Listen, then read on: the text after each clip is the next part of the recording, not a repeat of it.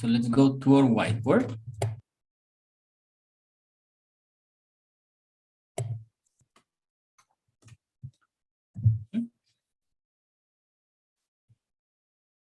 So today we will learn about relative clauses.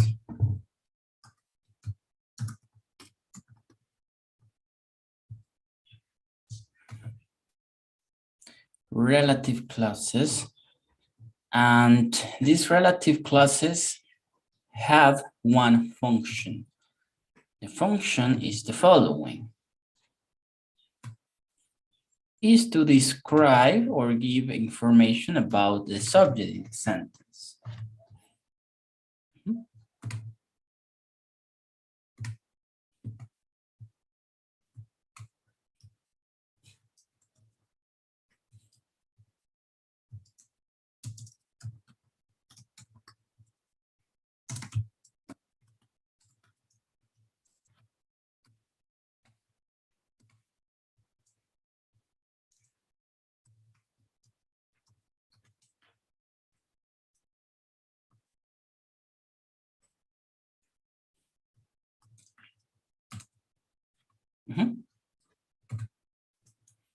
This is the purpose of the relative clauses, okay? And for that reason, we have relative pronouns.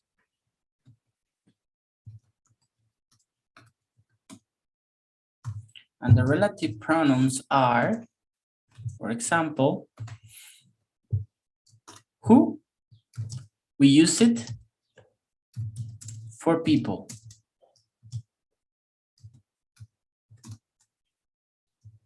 Which, we use it for things and animals. And also we have whose that indicates possession.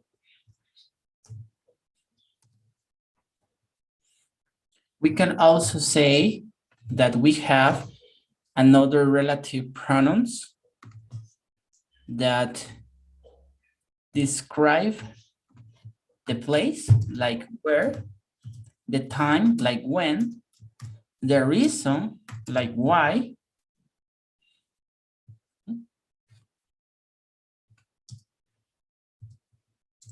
place, time, the reason of something.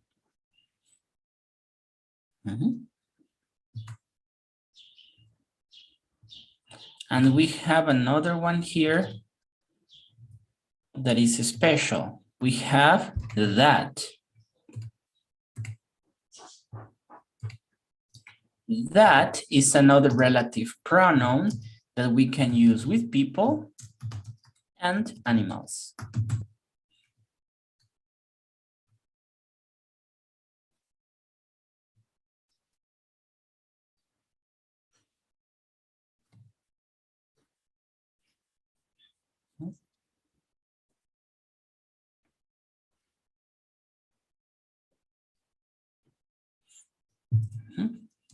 Very good. So that's basically the relative clauses, right? And relative pronouns. Are we good until this point? Yes? Okay. So the relative clauses, in relative clauses, we have two kinds of relative clauses, or two types. We have first the defining clauses. And also we have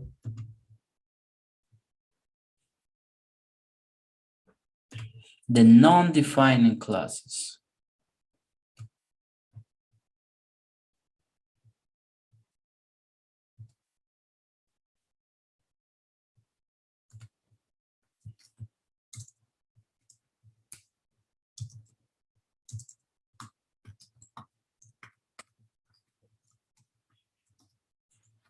The non-defining relative clauses, okay?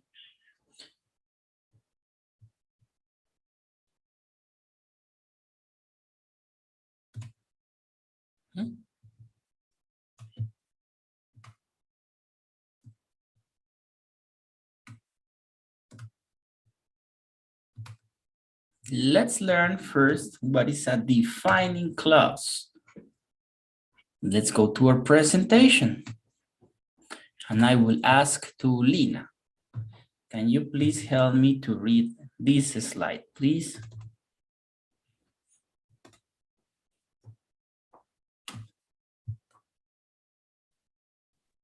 Okay. Defining relative clauses Defining defining relative clauses give essential information to define the subject we're talking about. We are talking. Thank you. We are talking about. For this reason, there something called essential relative, sometimes called essential relative clauses because the information they provide is essential to understanding the meaning of the sentence. Wake up, Lina. Wake up. Yo estoy despierta, enferma, pero... No, just kidding. Thank you so much. Okay, let's start with defining clauses. The same name tells us that it's something that gives information. Algo que define, right? That's a defining clause. Let's see some examples. All right, I will ask to Ana Mari. Can you please read the first two examples? Yes, sure. He needs someone whom he can trust. I have a friend whose mom is a doctor. Very good. Let's continue. The next two examples. Luis. She's going to the museum, which is full of interesting artifacts. Let's go to a theme park where there are lots of roller coasters. Roller coasters. Roller coasters. Very good. Let's continue with the next three examples. Alex. I like to sit in the garden when it's sunny. I have no idea why that happens. Cats are animals that have soft fur and sharp claws. Very good. Whom is a relative pronoun, but is very old, not very common. Only in Old English, maybe even in a speech you will find it. Maybe in a book, but very old book.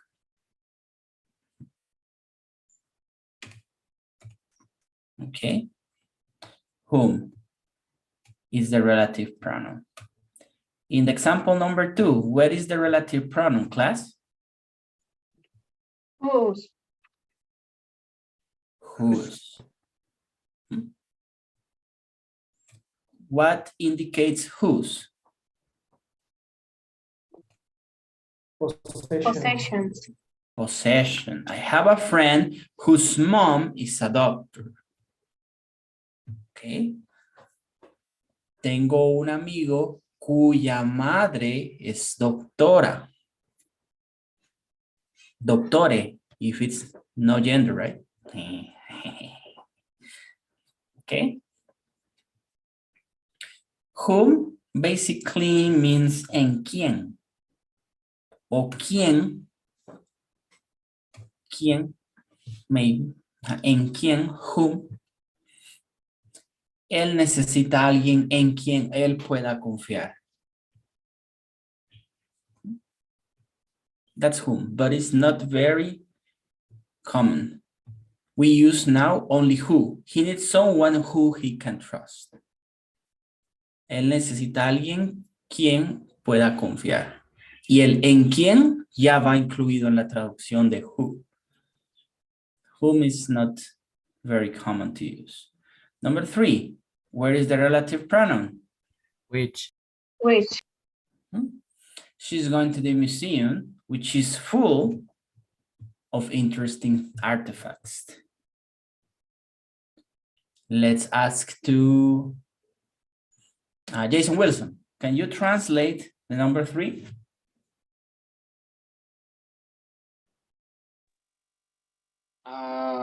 Ella va al museo, el cual está lleno de interesantes artefactos.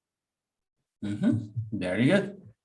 In number 4, where is the relative pronoun? Where? Where? Very good. So, Jose Marcos, can you translate this sentence? Let's go to a theme park where there are lots of roller coasters. Vamos a ese parque donde donde están roller coasters a patines, ¿no?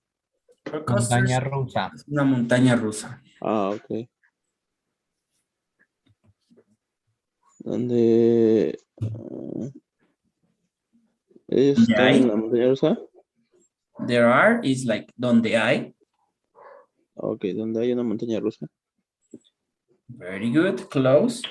Vamos al parque temático, theme park, where there are lots of roller coasters, donde hay muchas montañas rusas.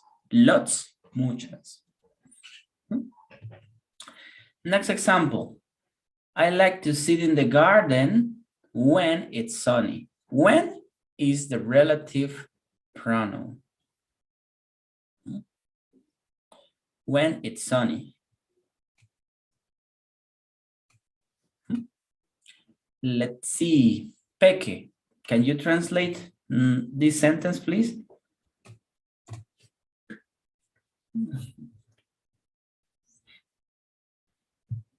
Peke? Teacher, I'm sorry. When it's sunny. Can you translate that in Spanish? Oh, cuando es soleado. The complete sentence, please. Me gusta sentarme en el jardín cuando está soleado. Very good, you got it. I have no idea why that happened. Why is a relative pronoun? And what is the translation of that sentence, Alan Gutierrez?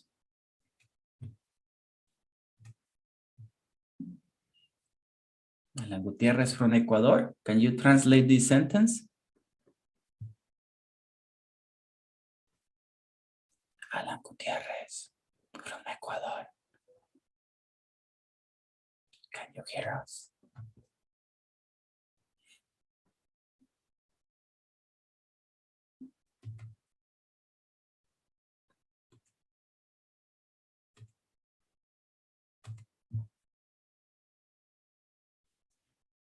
I don't think he can hear us. Candy, I have no idea why that happened. Why? Can you translate the sentence in Spanish? Okay. No tengo idea. ¿Qué está pasando? ¿Por qué esto pasó? Porque Eso más que todo. ¿Por qué eso pasó? I have no idea what that happened. ¿Por qué pasó eso? ¿Por qué eso pasó? So, cats and animals that have soft fur and sharp claws. Where is the relative pronoun, class? That. That. Can you translate that sentence, Brandon, please?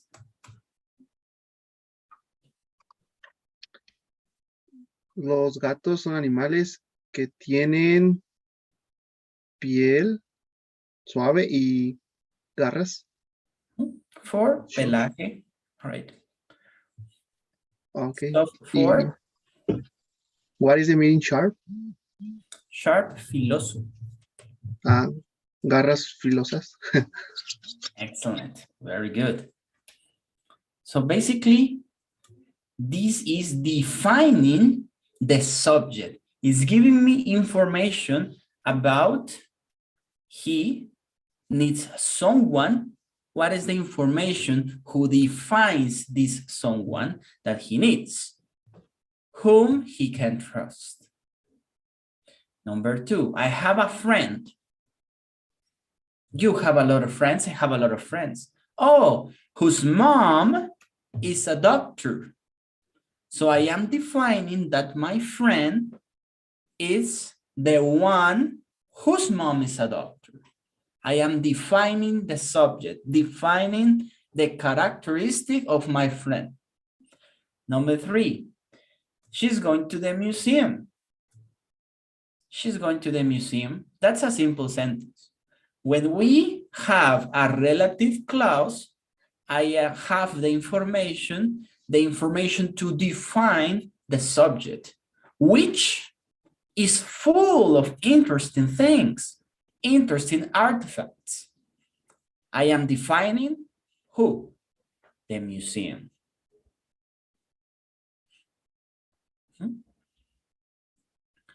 Let's go to the theme park, where there are lots of roller coasters.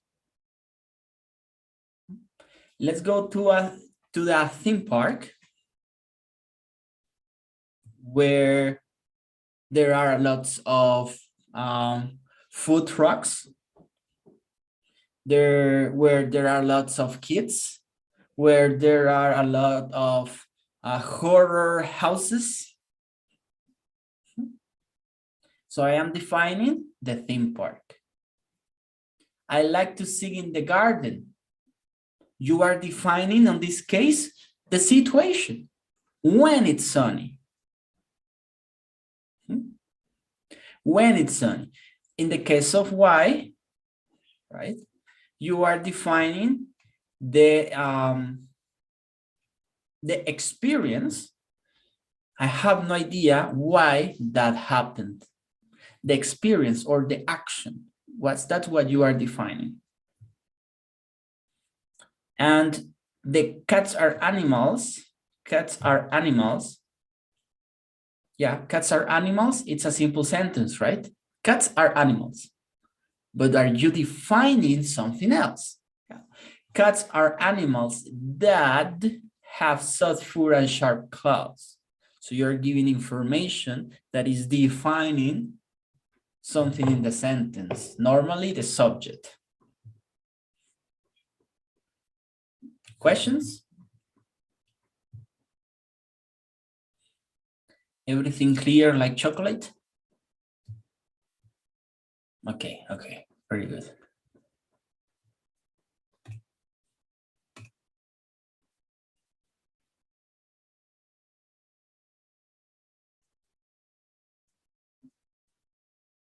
All right, so now we will learn about something different. We have defining and non-defining clauses. As we could see in the whiteboard, right? We have defining clauses. We already learned what is a defining clause, right? Now we will learn the non-defining relative clauses. Non-defining. Let's go to our presentation. And I will ask, please, Jared, can you help me to read the slide, please? Yes, teacher. A title relative clause, an undefined relative clause tells us more about the subject of a sentence, but the information doesn't help to define what we're talking about. The information in the clause is extra. It's not essential for understanding the sentence. For this reason, a non-defining relative clause may often be called a non-essential relative clause. Very good. So now we will learn that in the opposite side, we have some sentences that tell us extra information that is not all the time necessary, right? So let's go to the next slide and let's see some examples. Let's see some examples. Drazer, can you read example number 1, please? No. Please. My mom, who has been baking for years, made us cupcakes. Very good. Second, just one, thank you. Second one, Lydia Esteban. I walk to school with my friend whose house is next door to mine. Very good. Andres, number 3.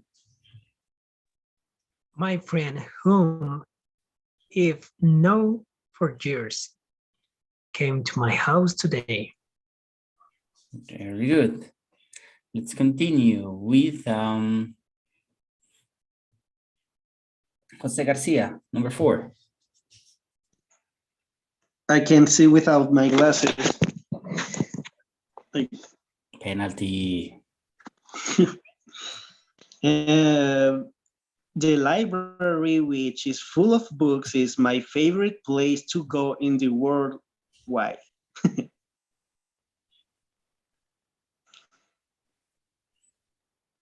My favorite place to go.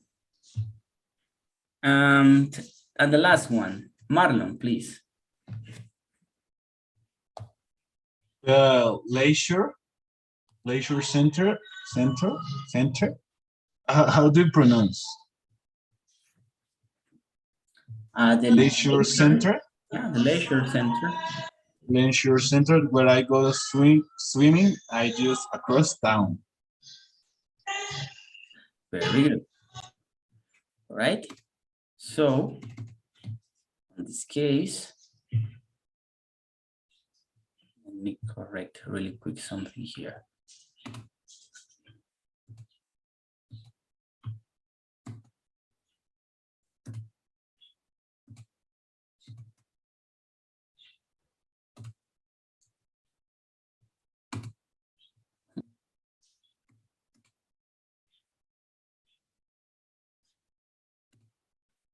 All right, here we go. So let's look at these examples. Let's look at these examples. And we will create this line here. So my mom, who has been baking for years, made us cupcakes. Normally, the non-defining clause is extra information that we did not ask. If I take out this information, the sentence still makes sense. My mom made us cupcakes. Oh, thank you. But I am clarifying who has been baking for years. Like in Spanish, ¿y qué le preguntó?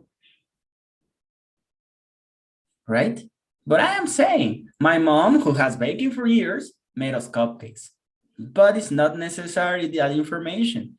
I can omit this information and the sentence is complete. My mom made us cupcakes. Oh, thank you so much. So this information is not defining the subject because I don't need to define anything, right?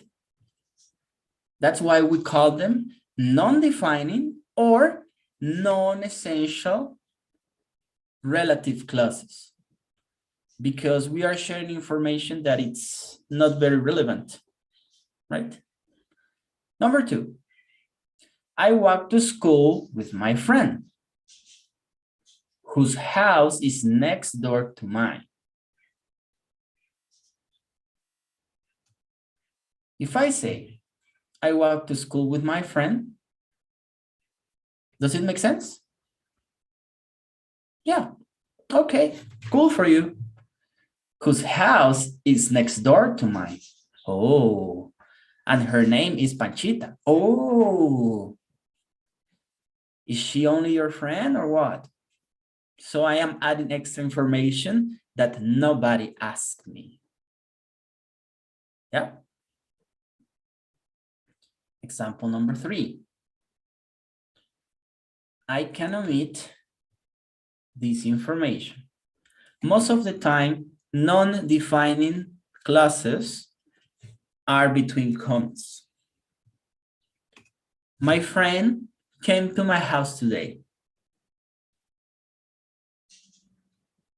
Does it make sense? Yeah. But I am specifying whom I've known for years. Oh, how many years? Oh, he served with me. Oh, girl, is that only a friend? He's a gringo from Utah. Oh, so your friend came to your house today, your friend. Yeah, but nobody asked me this information, right?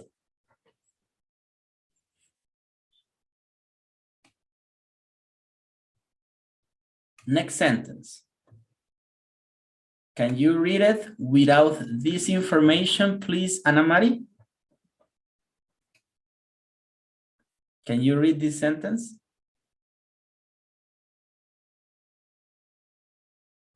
Yes, teacher. The library is my favorite place to go. The library is my favorite place to go. Does it make sense? Yeah. It's a general sentence, right?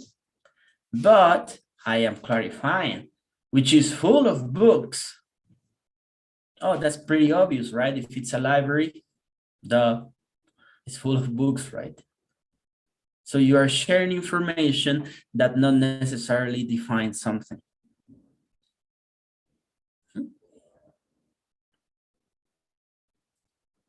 Let's read the last one. Brian, can you read it?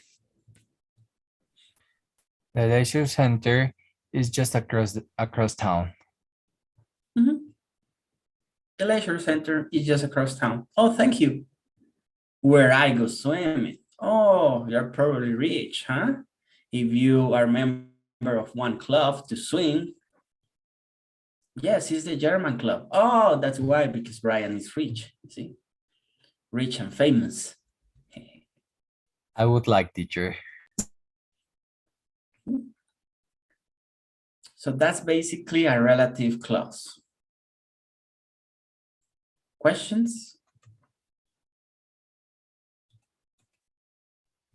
Teacher, this is important to know because sometimes I make this mistake when people ask me, where do you live, for example? And I said, I live in Zone 18 with my family, but only my uncles and cousins because I don't live with my parents and brothers. In my interviews. So at the end, in a conversation, you can express yourself freely, right? But the difference grammatically, right, with defining and not defining classes is that not defining, you are sharing extra information, and defining classes, we can omit any information, right? Before looking at this, I will show you some examples here.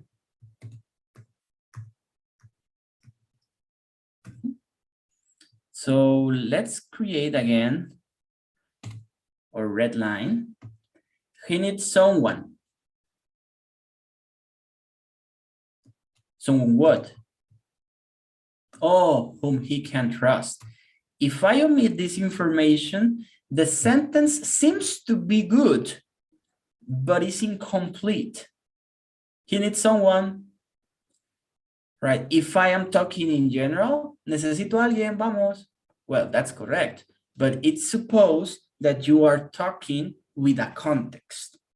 Cuando hablamos con relative clauses, se supone que yo estoy teniendo una conversación completa, no una conversación breve. Por eso es que necesito esta información.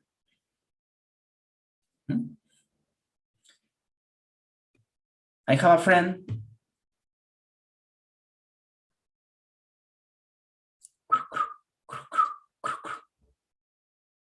Oh, I have a friend whose mom is a doctor. So let's imagine this scenario. You are talking with your friends, right? In any place.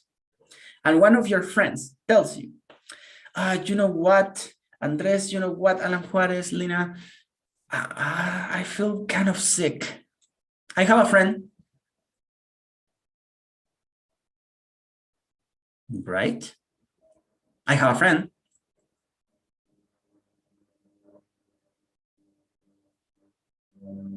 But look at the difference. You know what, Lina? You know, I feel kind of sick today. I don't know what happened. Oh, I have a friend whose mom is a doctor. Oh, really? Can you give me her phone number, please? I need to call her. En esos escenarios se supone que utilizamos las relative clauses. ¿Entienden? Estoy hablando con contexto. So let's imagine that you are talking with your family, right? With your family. And they are saying, oh, what a beautiful day. Would you like some tea? I like to sing in the garden.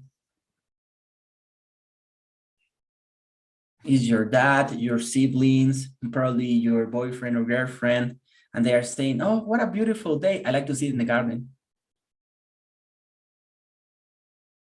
All right, are you okay, son? Let's see, you don't have fever.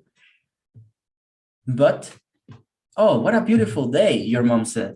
Oh, I like to sit in the garden when it's sunny. Oh, yeah, you like that when you were a child. You see? So if I omit the information in defining clauses, the sentence is incomplete.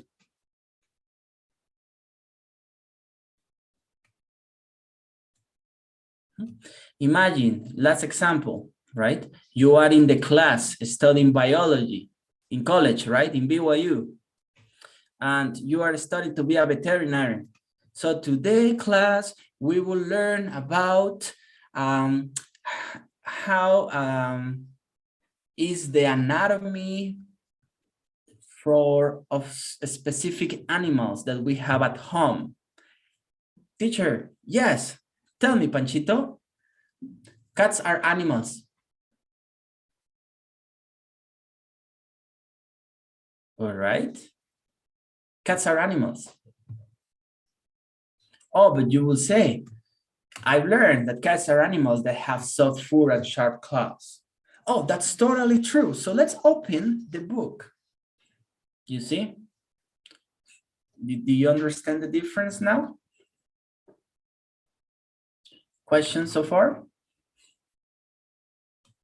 No? Okay. So now let's read the difference a little bit more.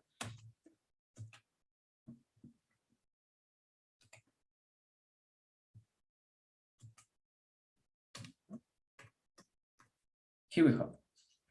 Defining clauses. Can you help me to read the first square, please, Andres? Defining clauses. No comments. Okay. No comments. Necessary information. Essential to distinguish which things or person we are talking about. I call it my brother who lives in Ontario. Lives. Lives. I have more than one brother and I call it the one that live in Ontario. Very good. So, in non-defining clauses, the information normally is between commas, right? Extra information, not necessary to distinguish which thing or person we are talking about. My brother, who lives in Ontario, is older. And on this case, I have only one brother, and I'm just mentioning that he lives in Ontario. En este ejemplo, yo tengo más hermanos. Entonces necesito distinguir de cuál estoy hablando, el que vive en Ontario. En este no es necesario porque el escenario es que yo solo tengo un hermano. My brother is older. La oración sigue teniendo sentido porque solo tengo un hermano. Pues no tengo que especificar nada. Pero yo estoy agregando, who lives in Ontario. Oh, thank you for the information. Nadie le preguntó, pero thank you. Okay. Next one, please read. Alan Gutierrez, can you hear us now? Yes. Can you read these examples, please? We can use that. Okay. We can use that instead of who and which. And that's the mug, which that I bought in Paris. And the second one is, I didn't know the man who slash that was there. That was there. Thank you, Alan Gutierrez. In defining clauses, we can use the pronoun that. That is for people, and that is for objects, for both. But in non-defining, we can use it. We use who or which separately. Who for people, which for things. These bikes, which cost a fortune, are made in Japan. In English, it's not correct to use that between commas and with non-defining clauses. No es gramaticalmente correcto. Estas bicicletas que costaron una fortuna están hechas en Japón. En español suena bien, pero en inglés no.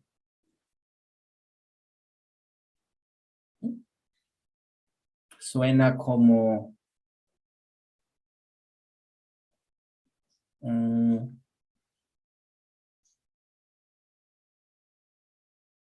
I can find a translation in Spanish for that, pero es como cuando uno dice se me lengua la traba, por decirlo así. Es un juego de palabras que no tiene sentido. So in Spanish, it's okay. Usamos que, las cuales. Está bien, but in English, no. But in defining clauses, sí podemos. That's the mug that I bought in Paris. Esta es la tacita, el pocillo, que compré en París. Which or that, it's okay. I didn't know the man that was there. No conocía al hombre que estaba allí.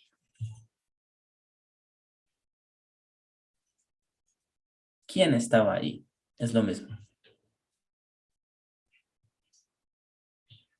Questions?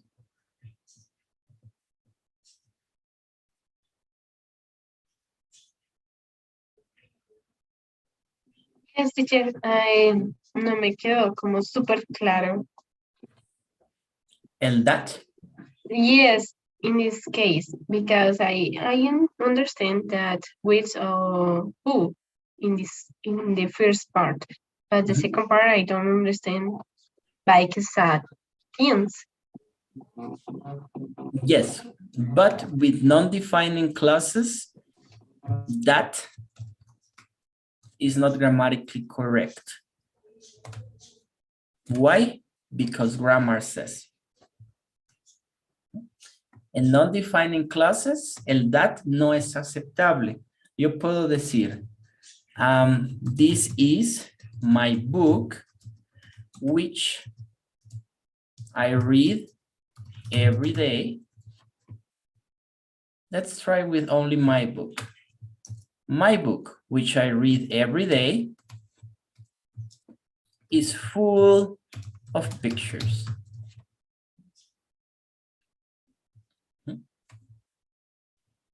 This is a non-defining clause, non-defining relative clause, yes? But if I say, my book that I read every day is full of pictures. You sound that someone who is learning English. So that is not acceptable in non-defining clauses. El that no se escucha gramaticalmente correcto en la forma de expresarnos cuando utilizamos non-relative clauses. ¿Cómo me voy a dar cuenta si lo estoy usando? Cuando uso una non-defining relative clause, normalmente lo hacemos todo el tiempo. Ustedes se dan cuenta que están especificando algo. Están especificando, this is the TV program. Well, this is not the way to start a non-defining clause. So the TV program that I watch every day, it's about cooking. Doesn't sound good for an American English. We use which. Es como si yo hablara así, vos, mae, ¿cómo andas, mano? Ah, pues bien de a pinta, loco, tú sabes, parcero. Es like cañero accent de la villa. Así suena en inglés cuando usamos that. Consejo, usemos which. Esa es la regla. Which or who. Cuando yo estoy diciendo this is, that is, ahí estén tranquilos porque todas las defining clauses empiezan la mayoría con this is my brother. This is my brother who lives in Guatemala.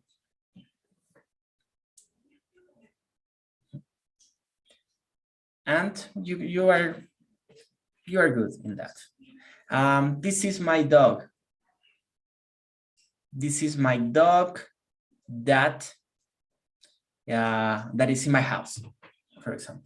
If you are showing a picture of your dog to your friends, you can use which or that, right? Teacher, I have a question. What is the difference of the pronunciation of which, like this topic, and which, like the wife of the wizard?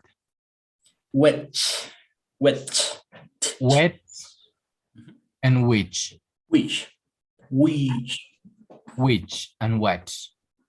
Which. It's like stronger. The second one is stronger. Which. Okay. In Salem, the witches are free. But this is which, only which. The sound will be with double E, like.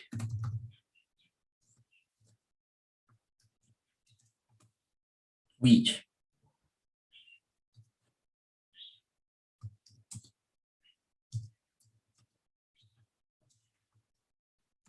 Which, like bird.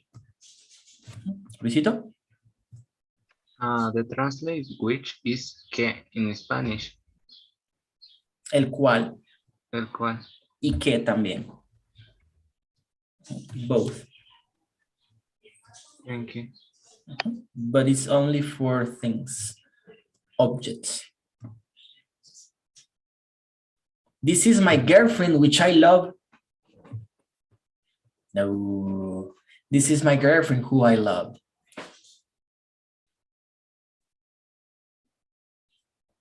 Right? Very good. Let's continue with the last example of the differences. Can you help me to read, please? Let's ask to Alex. The last one, please. Relative pronouns can be omitted.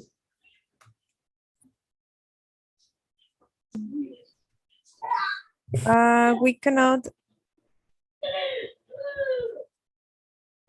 omit who, which. Relative pronouns can be omitted. We can omit who, which, that when they are followed by subject plus verb. Do you like the song? Which that I wrote. Does it mean who that I like? So in relative clauses, we can omit sometimes the relative pronouns, right? Do you like the song I wrote? Do you like the book I'm reading?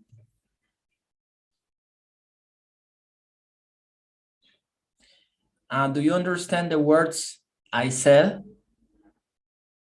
Or do you understand the words that I said?